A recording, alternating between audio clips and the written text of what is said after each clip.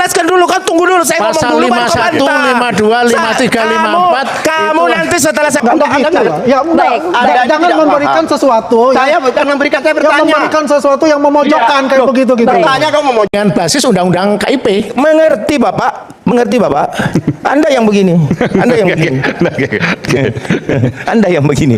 Ya jangan nantangin saya, Bung. Oke. Kalau saya menghargai pasal syarat tertentu itu menjadi batal putusannya. Batal putusannya itu bukan batal seluruhnya, tapi putusannya yang batal. Sama halnya seperti ini terhadap surat dakwaan itu adalah itu sebagai bentuk asas cepat di dalam penyelesaian perkara. Tapi pertanyaan saya, 4 kali saya penelitian karena sebab itu Bang Alvin. Lah sekarang hanya satu kali Bang Roy, Dr. Tiwan nanti bisa perkara-perkara lain muter-muter terus terhadap pra peradilan. Lah bagaimana? Ya kalau yakin 100% palsu, mestinya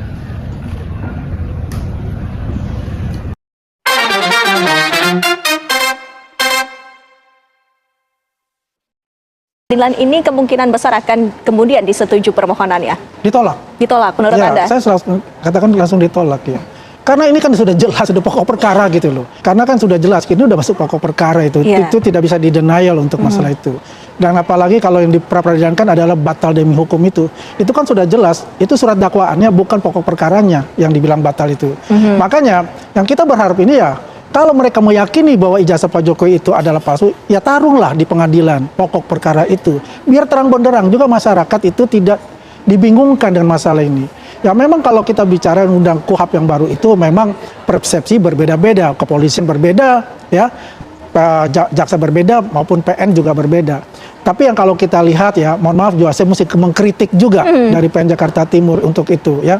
Ya kalau sudah dia ada registernya itu ya, janganlah dihilangkan registernya itu. Tapi kan sesungguhnya dari pihak Dr. Tifa ini juga menginginkan pembuktian itu. Nah jadi begini, kalau kita simpel aja, kalau pengen seperti pahlawan nih, hero ya, katakan buat nanti ini adalah jurisprudensi ke depan. Dr. Tifa tidak menginginkan bahwa dia tuh status tersangkanya lepas atau status lepas. Itu bullshit buat saya. Intinya dia tuh pengen bebas. Biar bagaimanapun pengacara itu membela kliennya untuk bebas. Ya 100% bebas.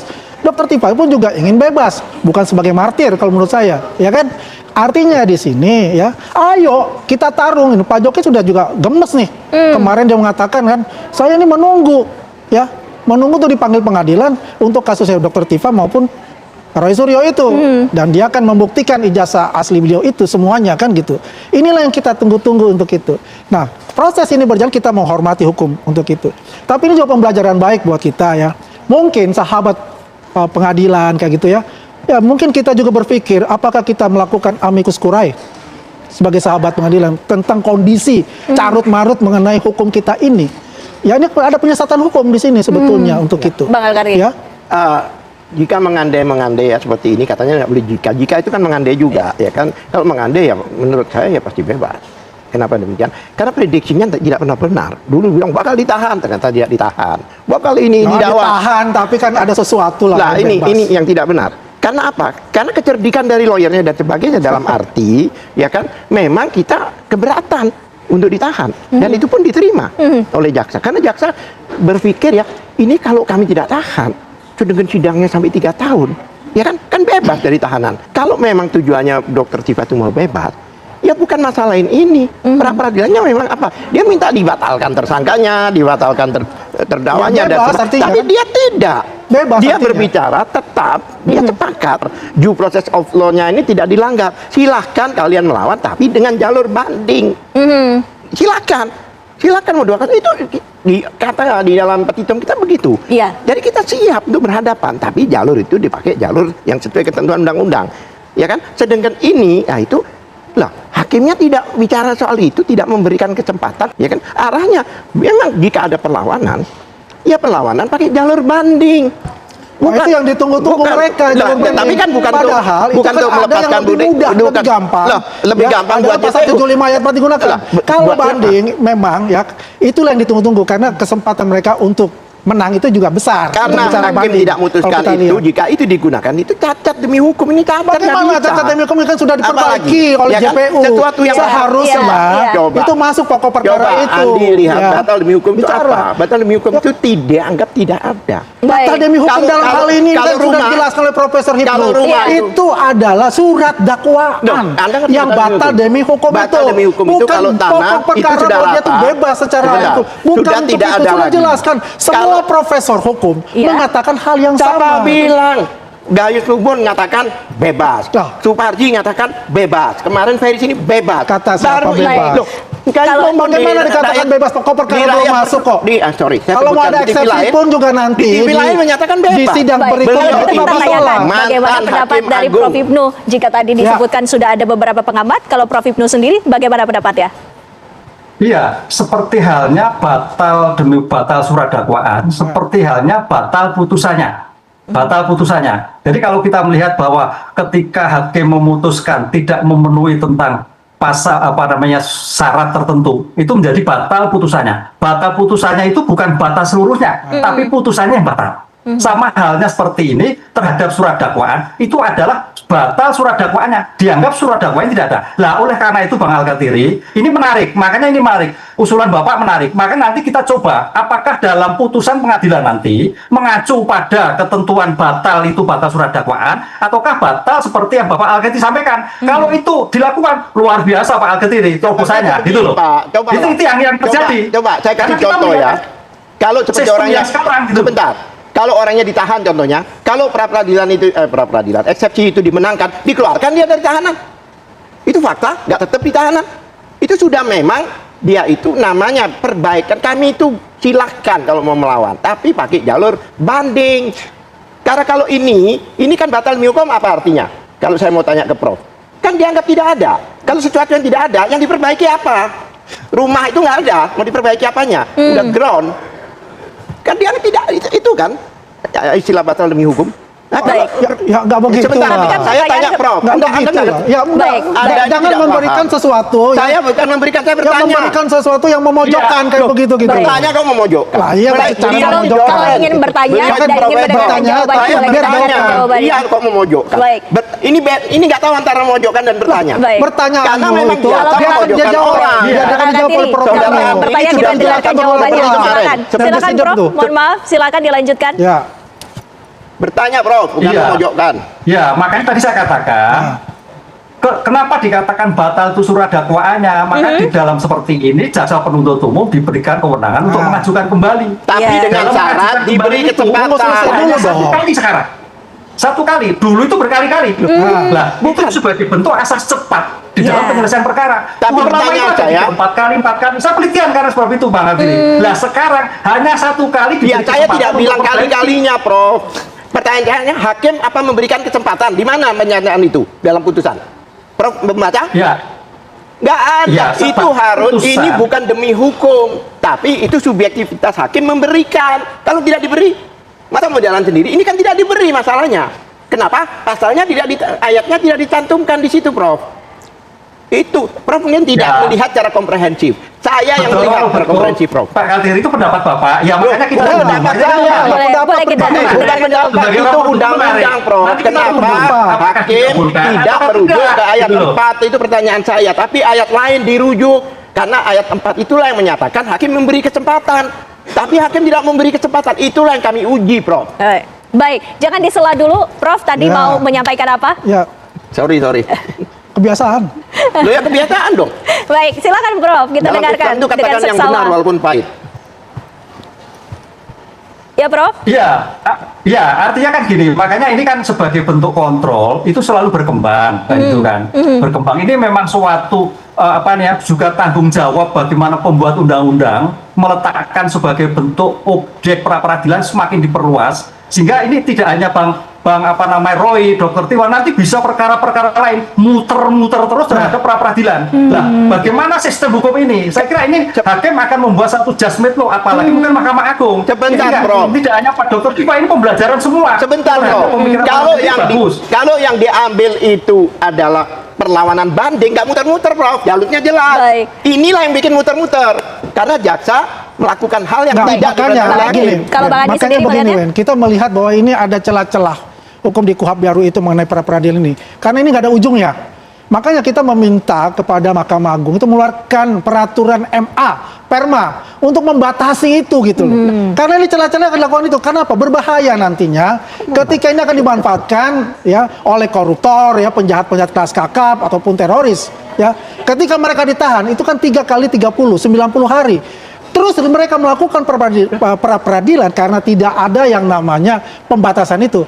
Bisa bebas mereka. Ya, memang iya. Ya kan? Kalau Itulah permasalahan itu. Maka kita bilang kita menantang nih. Ya, teman-teman ya, sahabat-sahabat peradilan itu amicus curiae kita lakukan. Ya, silakan. Ya. Substansi yang ada sebenarnya kan tun. Jadi gini, saya akan menjelaskan ke Pak siapa? Lukas. Nggak usah. Terkait tunnya. Saya nggak perlu penjelasan Anda. Enggak. Saya mau menjelaskan ke Bapak tadi menjawab Pak Lukas betul, nggak usah dijelaskan legal standingnya nggak ada dia. Terkait- Dia nggak punya legal standing, jelasin apa? Nggak usah lah. Oke, silakan. Nggak apa. Anda beropini aja, nggak usah. Begini. Jelaskan ke saya aja nggak apa. Ya, Biar saya akan jelaskan ke Bung Aiman karena Bung Ya, Aiman oke. yang mengundang saya. Legal standingnya lebih jelas, ya kan?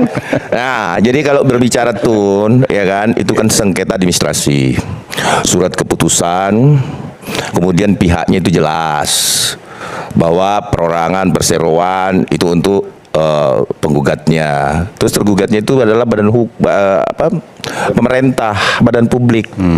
Ya kan? Nah, terkait persoalan Bon Jovi ini kan administrasinya adalah administrasi publik. Ya toh? Nah, itu dulu yang kita pahami. Terus kalau berbicara tun, karena saya banyak perkara di tun. Kalau berbicara tun itu non eksekutorial sifatnya. Jadi tidak bisa ada sanksi pidana di situ. Jadi kita jangan ngawur untuk memberikan opini publik di luar. Ini ngawur ini. Kalau kamu tahu tun, pasal tahu yang ngawur. Sebentar. Saya jelaskan dulu kan, tunggu dulu saya Pasal ngomong dulu 51, 52, 53, 54. Kamu nanti setelah saya ngomong baru kau ngomong. Ya, oke. Saya menghargai kau, kau nggak hargai kita. Di tun itu dia tidak Ini ada untuk ada eksekusi. aturannya gimana sih? Kenapa tidak apa nanti? dieksekusi? Kenapa non eksekutorial? Karena itu surat-surat saja, Bung Aiman. PTUN non eksekutorial. Ya. Jadi nggak bisa Walau- dilaksanakan maksudnya. Ya, Itu ngawur. karena tidak ada badan eksekusinya. Nggak ada jurusita dan Nggak ada seterusnya misalnya gitu jurusitanya. ya. Oke. Nggak ada jurusitanya Nggak apa. gitu. Nanti kita dengarkan. Oke, silakan. Ya kan itu dulu. Jadi yang pertama. buat apa ada PTUN? Ini kan logika sederhana. Yang digugurkan adalah surat. Jelas ini. Surat. Tidak berlaku, katakanlah. Oke. Misalkan SKA itu tidak berlaku. Oke. Terus kemudian kalau KIP, kalau dikuatkan berarti itu berlaku. Kan Misalnya begitu. UGM dalam hal ini, misalnya UGM nih. Ya. UGM kan menolak ya. UGM menolak untuk memberikan. Ya. Tapi UGM dibatalkan oleh PTUN. Ya. Artinya tidak berlaku negasinya. Iya, bisa saja dia memberikan atau tidak memberikan sesuai dengan putusan KIP. Iya toh? Ini Kan yang saya misalnya UGM. Kalau UGM tidak Saya- memberikan saya- ada sanksi pidana yang disebutkan 1 tahun atau putusannya. denda 5 juta. Bentar. Boleh sebutkan. Bacakan pasal 52. Saya ngelihat di sini tuh ingat saya ketika kasus Rasman dulu. Ini Badan aturannya. pasal Kalau ini memang 52. benar ada aturannya, baca Mas, baca. Ya, pasal 52 Undang-Undang Keterbukaan Informasi Publik. Pasal 52 ya. Undang-undang keterbukaan Badan informasi publik. publik. Saya bicara tun. Dengerin Tuh, itu dulu menguatkan nak. undang-undang keterbukaan ini gimana? Badan sih? publik yang dengan sengaja tidak menyediakan atau tidak memberikan Enggak. dan atau Jadi tidak gini, menerbitkan Bang. informasi publik berupa informasi publik secara berkala, informasi publik yang wajib diumumkan secara serta-merta, informasi publik yang wajib tersedia setiap saat, dan atau informasi publik yang harus diberikan atas dasar permintaan sesuai dengan UU ini dan mengakibatkan kerugian bagi orang lain dikenakan pidana kurungan paling lama 1 tahun dan atau pidana denda paling banyak 5 juta rupiah. Pasal 52. Oke. Sepakat. Undang-Undang 43 tahun Sepakat. 2009. Itu undang-undang KIP. KIP. Oke. KIP kan? KIP. Saya bicara tun. Tata usaha negara. Saya bicara tun. UGM maju ke tuntut dengan basis undang-undang KIP. Mengerti Bapak? Mengerti Bapak? Anda yang begini. Anda yang begini. Anda yang begini. Ya, jangan nantangin saya, Bung. Oke. Kalau saya menghargai Anda, saya makanya mau jelaskan. Baca. Tun itu tidak non eksekutorial putusannya. Karena kenapa? Tidak jurusita, itu yang pertama. Yang kedua, yang digugurkan itu biasanya cuma administrasi atau surat menyurat, sertifikat, kemudian surat keputusan dan lain Maunya sebagainya. kamu. Itu adalah ranahnya tun. Nah, kemudian dia memperkuat itu terserah dari undang-undang KIP-nya. Kalau memang ada di situ sanksi, bisa nggak dijalankan itu kepada UGM nantinya? Dia berikan kok, UGM memberikan kok. kalau memang perintahnya, dan perlu diingat bahwa putusan tun ini belum final, belum ingkrah. Masih ada PT-nya. Iya, PT masih bisa, Tun. kan masih bisa kasasi dia. Oh, langsung kasasi ya? Iya dong, Ya, kan itu masih kan saya bisa. tadi udah jelaskan. Iya, iya. Dan ijazah Pak, kemarin kan eksepsinya Pak Dr. Tiva sempat diterima, kemudian sempat terhenti. Kemudian besok lanjut lagi kan hukumnya seperti apa Pak? Ya kalau yakin 100% palsu, mestinya